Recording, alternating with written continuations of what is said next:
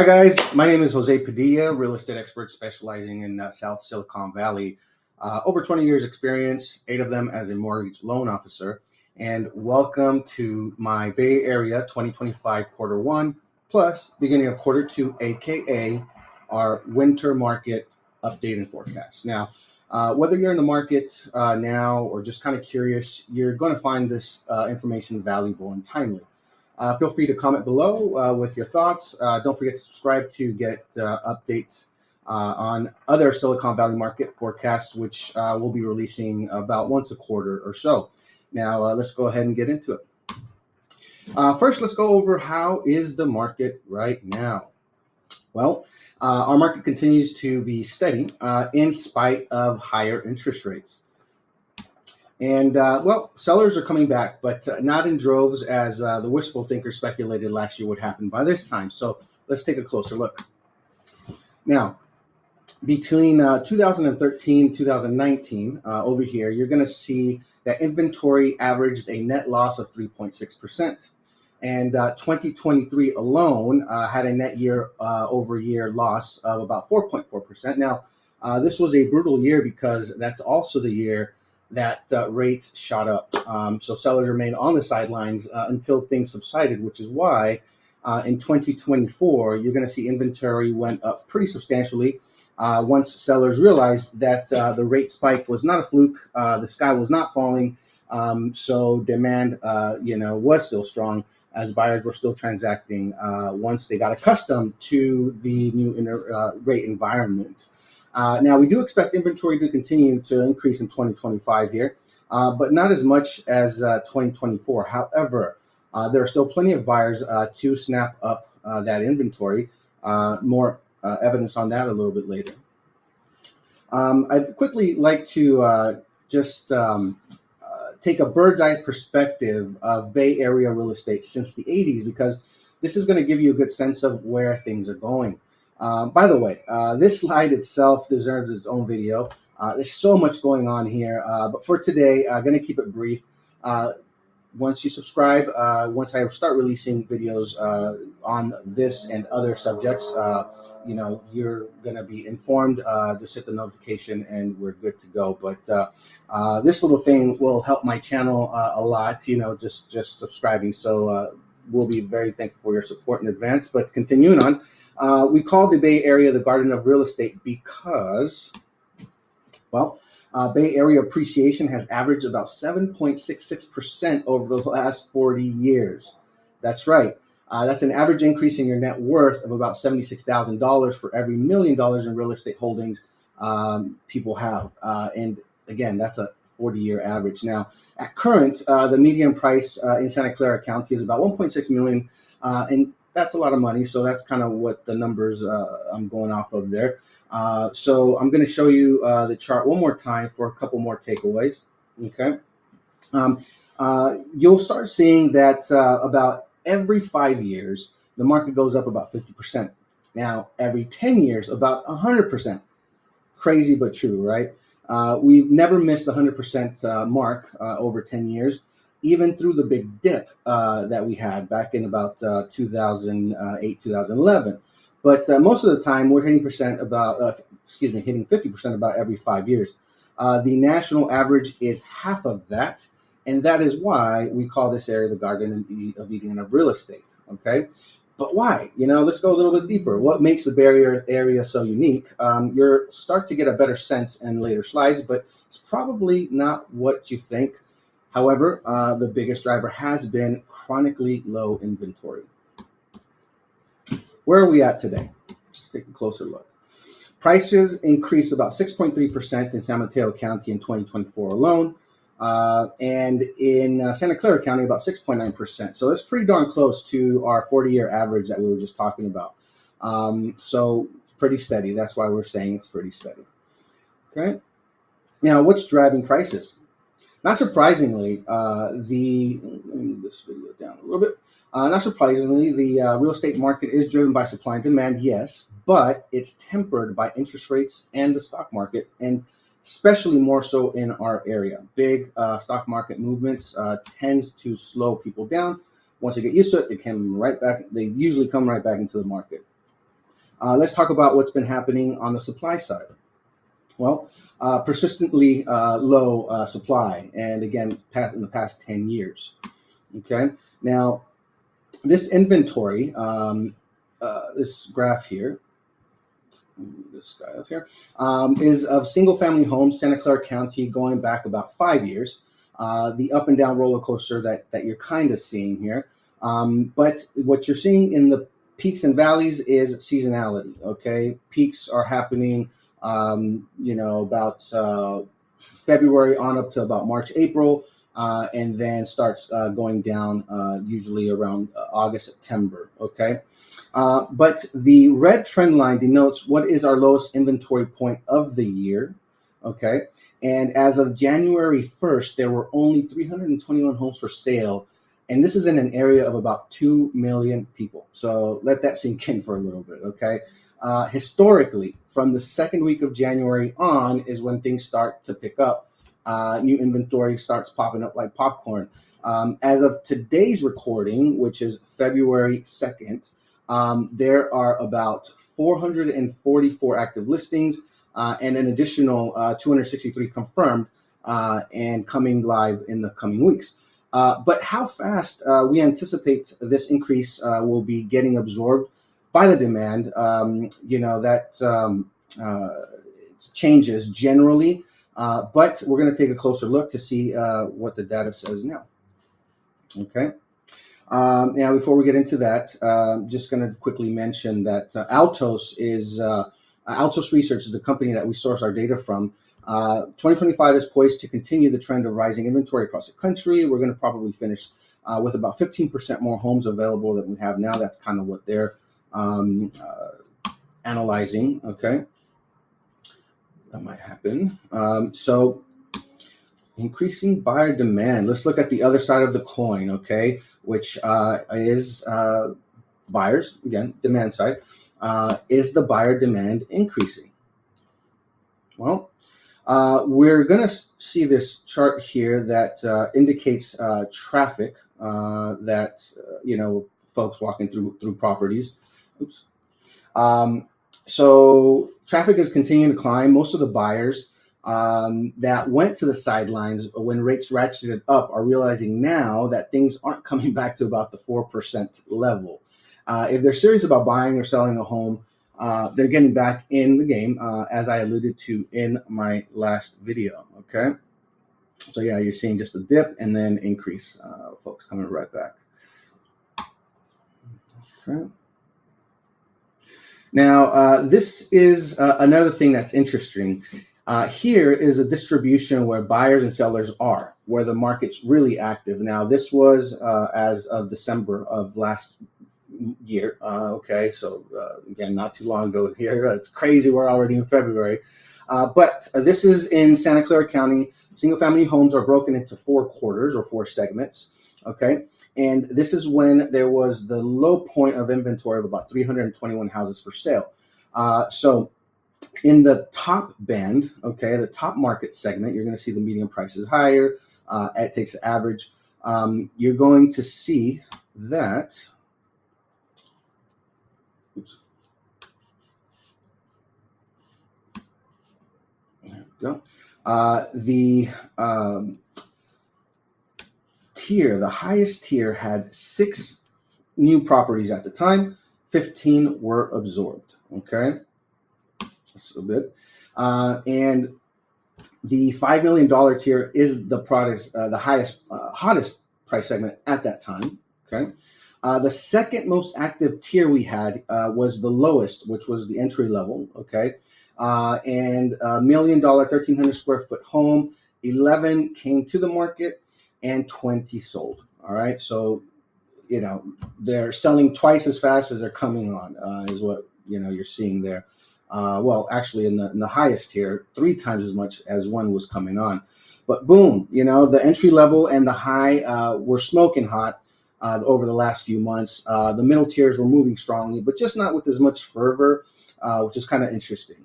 Now, we see the low end and the high end was really moving. And some of you may be wondering why there were so many days on the market.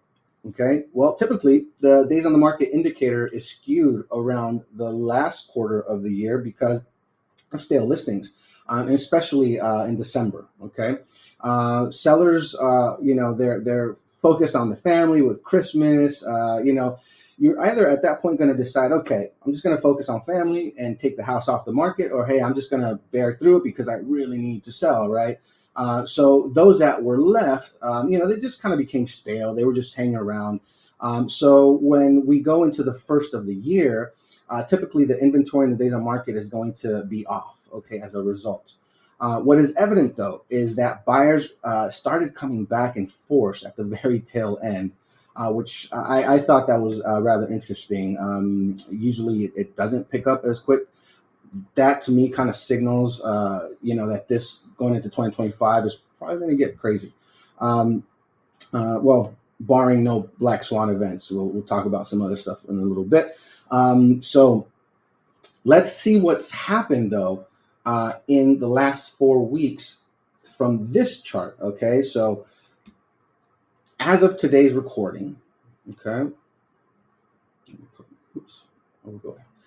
My face is too big here, this little video. So let's see if I could, that didn't work. There we go. All right, tried my best here to make this smaller. So I'm getting used to this whole system. Thanks for bearing with me. Okay, so you're going to see that the upper market segment is remaining very hot. Okay, now compared to last month, there was almost a 3 times more inventory from 6 to 19.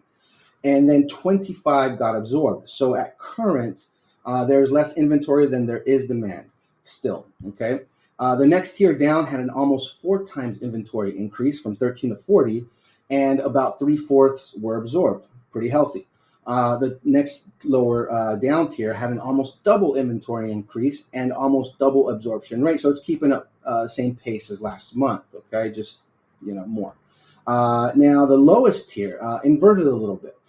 Inventory almost quadrupled, and about 3/4 of it was picked up. Now, last month there was twice as much absorbed versus what was available. Okay, so what you're going to notice in all categories, though, is that the days on market is dropping sharply. Okay, and again, remember that's to be expected as the stale inventory continues to turn over. Okay, but takeaways from these few charts here, these two data points, the last month and this month, is that inventory has increased as expected.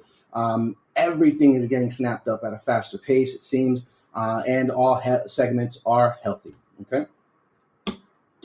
So, what drives the solid home buying interest this winter? Let's take a look. Okay. The strong job market, what it really does is provides a foundation for housing. Okay.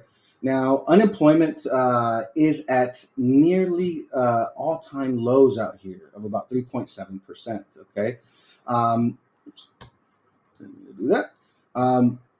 That is, by the way, why interest rates aren't coming down. All right. So if unemployment goes up, the Fed wants to lower interest rates so they can give more money to companies to borrow and expand operations and hire people. But when employment is really low, they know the economy is really hot, and that's what causes inflation. So they keep rates up. In the Bay Area, looking at this headline, the job market is still really strong, and it's kind of crazy. You'll start seeing more in a second. Now, this here is from Silicon Valley Index, okay?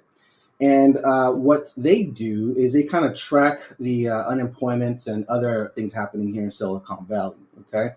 And again, 3.7% compared to 3.8% from the month prior, and 3.6% last year, which is what that little dotted line you'll see there on the chart. Now, this is going all the way back to about 24 years to 2000. Now, the big spike you're seeing here in unemployment was, COVID. All right, a lot of people lost their jobs, but they started getting filled right back up. But really, when I look backwards on price to see when real estate prices start to go down, all right, how's this correlated? We have to get to about 7% unemployment before it really starts affecting prices in the Bay Area. Okay, right now, again, we're at a very, very healthy 3.7%, and certainly below the historical average of 5.7%. So again, jobs drive demand, and jobs drive real estate. Okay. The one thing that you're going to see is on the news, there are some big layoffs happening. Facebook's got a big round of layoffs, and they said what they're doing is they're top grading. So they're kind of going through cutting people who are underperforming, and although they may be replaced by AI, won't have near as an effect of a 7% unemployment to move the needle on the home prices. Okay. But what we're going to see is some rotation. All right. So we'll elaborate a little bit more later. Now, what's going on in the stock market? Okay. So again, that's another factor that affects us here. 62% of the value of the NASDAQ exists within 20 miles of Mountain View. Okay. That's crazy. All right. Let me repeat that again. 62% of what you're seeing on the news in the NASDAQ is within a 20-mile radius of Mountain View. All right. So if there's anything to take away from the whole market update is that demand side of the equation, trillions and trillions of dollars of equity that drive, people fighting over a scarce commodity. It's there. Don't overthink it. Get in if you are fortunate enough to be in the position to do so. From January 1st, 2024 to December 31st, the NASDAQ was up about 31%. So if you're just kind of hanging out in a mutual fund, you were up about that. Okay. Now, if you had your money in NVIDIA, you're up about 177%. Okay.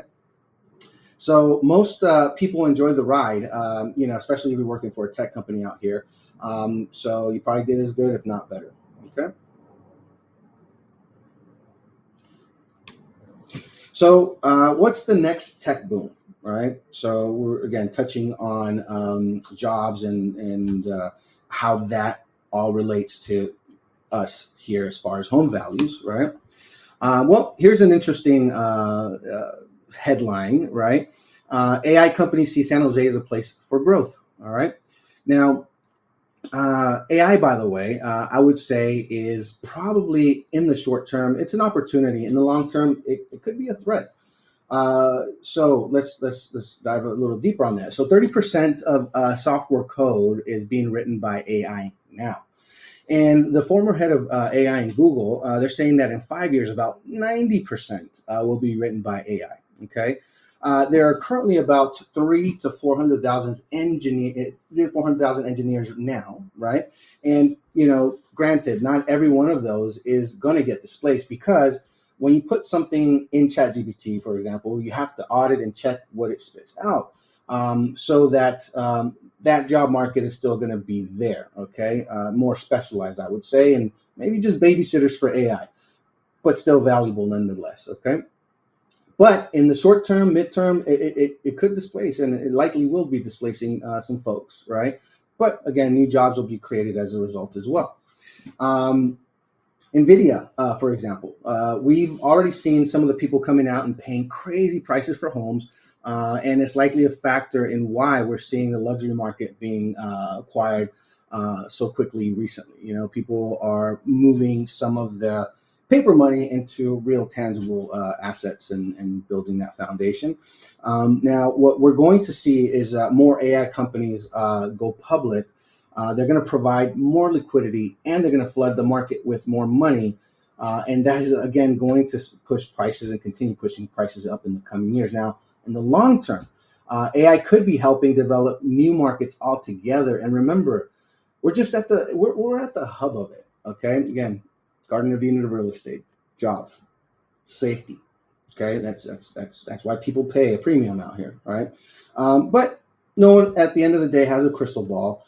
Now, one interesting side note, all right, which kind of got a little kick out of. So Sam Altman and some of his peers have a bet going to see when the first billion-dollar one-man company will arise, simply by leveraging and using AI.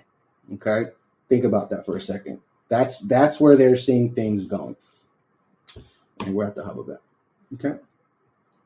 So here's another quick fact. City officials say San Jose is home to the largest number of AI patents filed in the nation. Almost about 9,800 filed within the patent office in San Jose.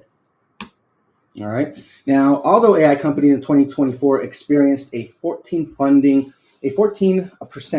funding decline, companies working on generative AI saw a 220% increase. So venture capital in this is gone from 4 billion to 9.4 billion. All right.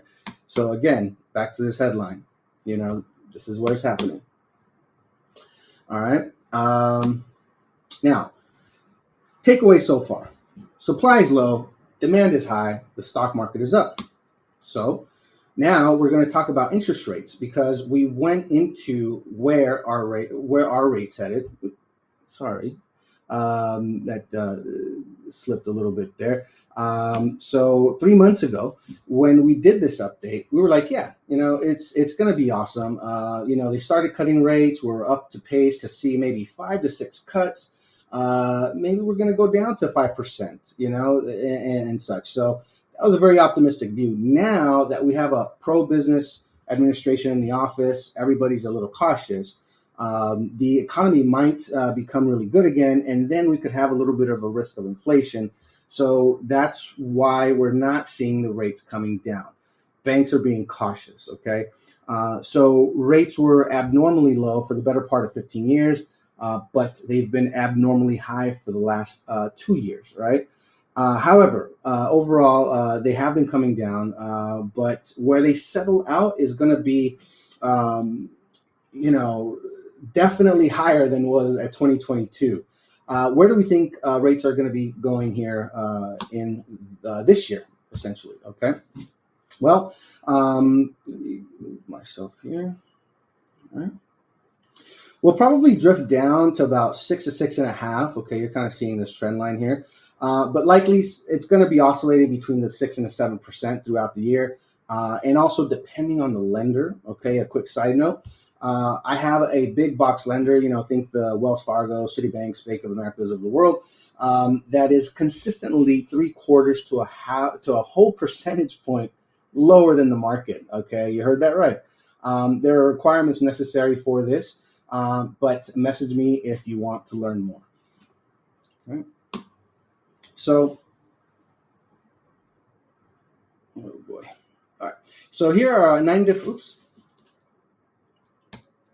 Here are 9 different forecasters on where they expect interest rates to go. Everyone, if you take the blended average, is about 6.36%. Okay. Now close to 6.5 level, but my personal take is what the new uncertainty in the brewing is brewing with the political economic policies taking place.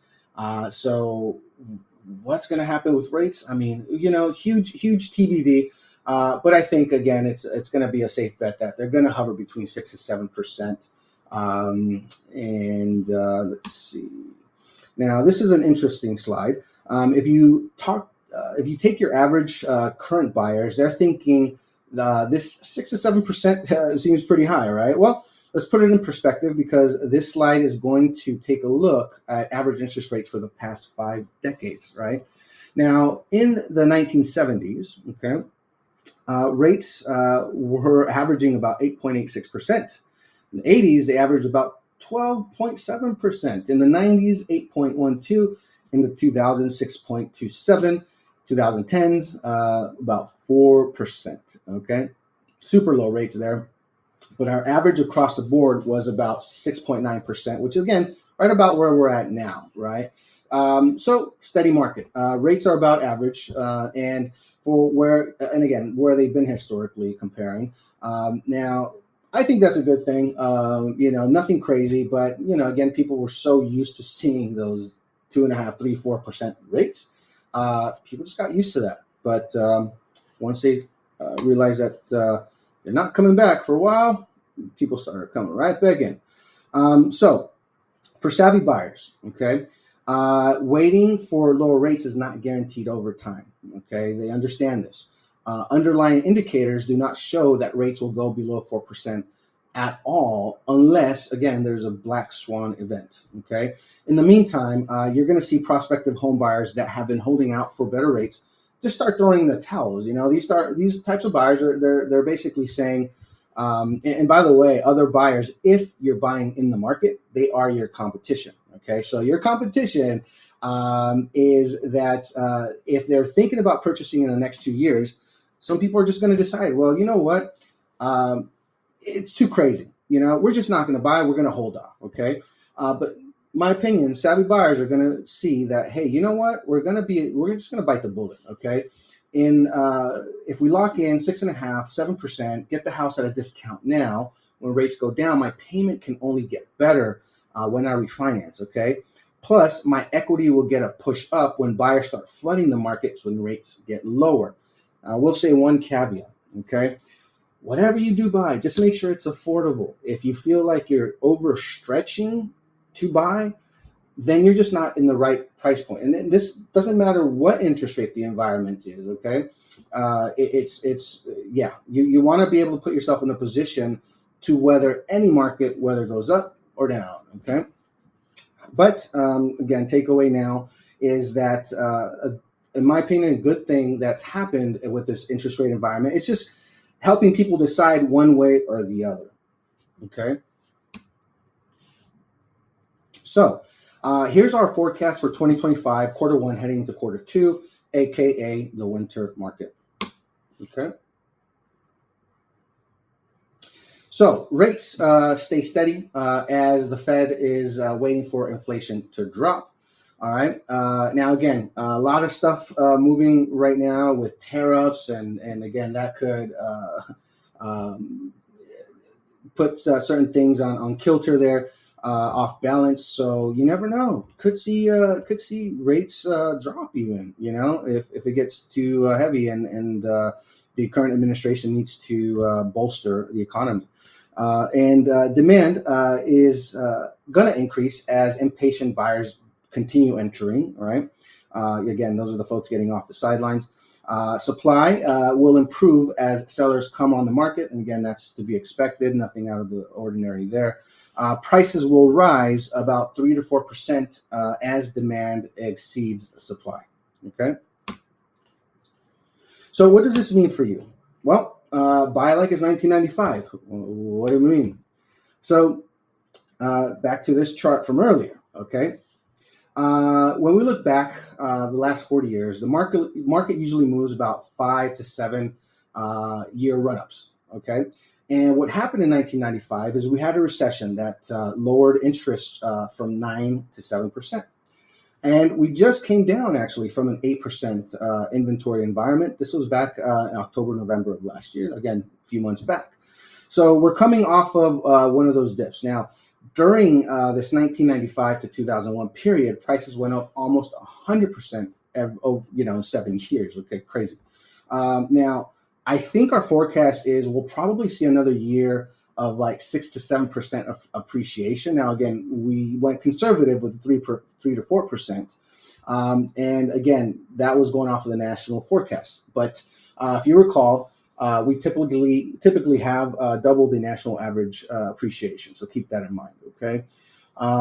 Just dive a little deeper. Why? Well, people pay premiums and will continue to do so for stability, growth, and the security of a stable resale market. Okay.